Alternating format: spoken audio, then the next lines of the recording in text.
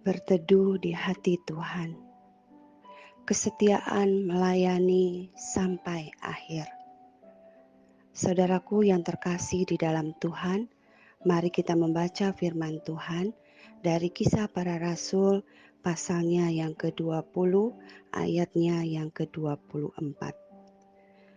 Tetapi aku tidak menghiraukan nyawaku sedikit pun.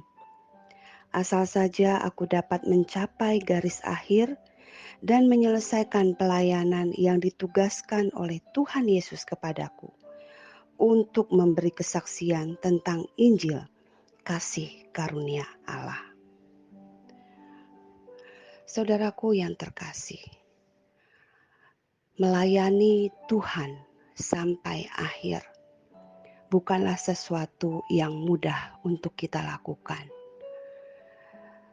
Karena semua teruji di dalam waktu yang cukup panjang dan semua teruji melalui berbagai kesukaran dan kesulitan. Sangat mudah bagi kita melayani Tuhan ketika semua berada di dalam kondisi yang baik. Kita dapat sanggup untuk setia kepada seseorang ketika orang itu menguntungkan diri kita. Ketika kita mendapatkan apa yang kita mau.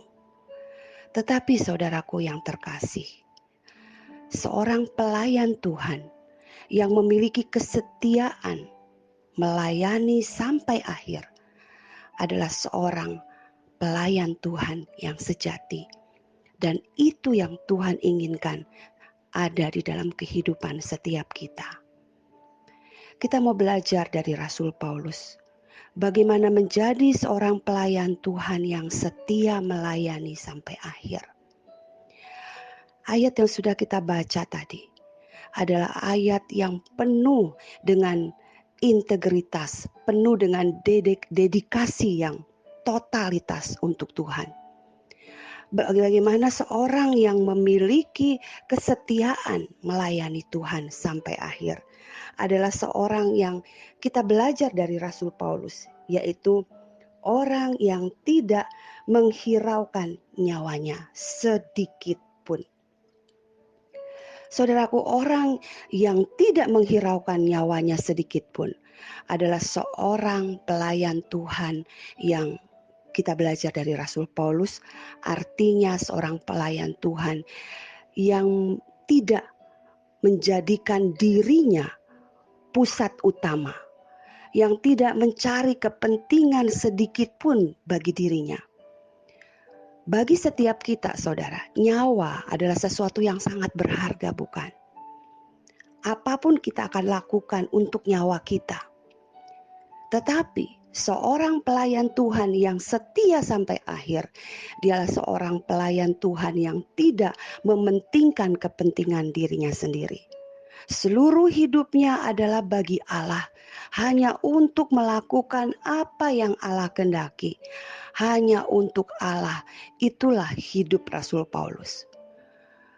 Dan dari sini kita belajar melihat bahwa ada yang lebih penting daripada nyawanya, yaitu melakukan kehendak Allah, yaitu memberitakan Injil kasih karunia Allah, yaitu mengerjakan pekerjaan yang Allah kehendaki untuk dia kerjakan, membawa jiwa kepada Tuhan, melayani orang-orang yang Tuhan berikan kepadanya untuk dilayani.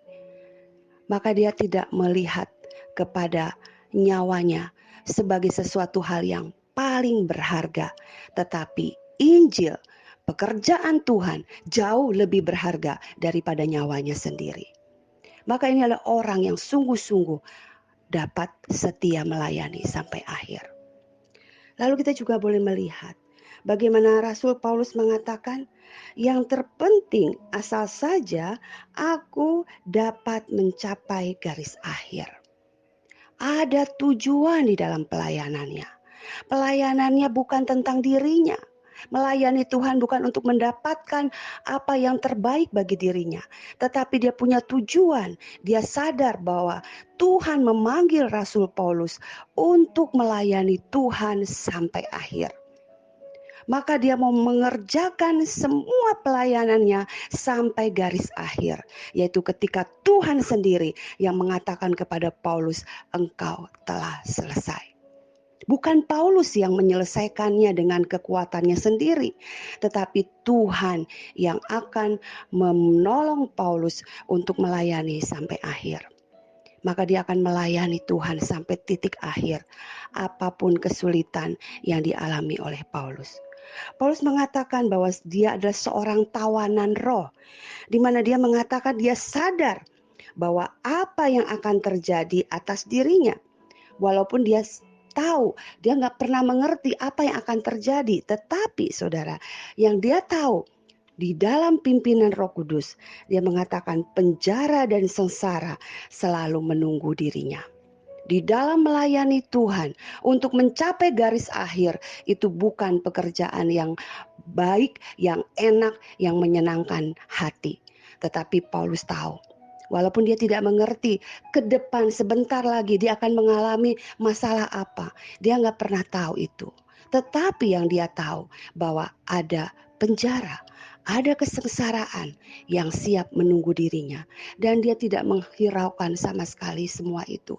Karena yang dia tahu, dia harus kerjakan sampai tuntas semua kepercayaan yang Tuhan berikan kepadanya. Oh saudaraku, ada banyak hal. Seringkali kita mulai mundur melayani Tuhan. Kita mundur dari pelayanan. Kenapa? Karena kita tidak sanggup untuk menghadapi kesulitan. Kita tidak mau menghadapi penderitaan. Saudara, itu bukan seorang hamba Tuhan yang sejati. Bukan seorang hamba Tuhan yang baik yang akan menyelesaikan sampai akhir. Mari saudaraku, kita belajar dari Rasul Paulus. Dia akan berhenti melayani jikalau dia sudah sampai pada garis akhir. Tetapi jika garis akhir itu belum sampai, dia akan terus kerjakan, terus melayani Tuhan. Walaupun ada penjara, ada penderitaan, ada kesusahan menimpa dia. Berapa banyak Paulus mau dibunuh oleh orang-orang Yahudi. Berapa banyak dia dirajam, berapa banyak dia didera, berapa banyak dia dianiaya, bahkan dia diusir. Berapa banyak orang yang menolak pelayanan Paulus. Tapi Paulus tidak pernah menghiraukan semua itu. Yang dia tahu, dia harus selesaikan sampai garis akhir. Dan dia tahu, di dalam perjalanan sampai garis akhir, Allah setia. Kalau Allah itu setia, Tuhan Yesus tidak pernah tinggalkan Rasul Paulus, maka dia juga berkomitmen akan tetap setia kepada Tuhan. Bukankah Tuhan begitu setia kepada kita? Tetapi mengapa kita menjadi kurang setia di dalam melayani Tuhan? Kenapa sedikit ada persoalan kita mundur dari pelayanan? Kenapa sedikit kita tidak dihormati, tidak dihargai, kita tidak mau melayani?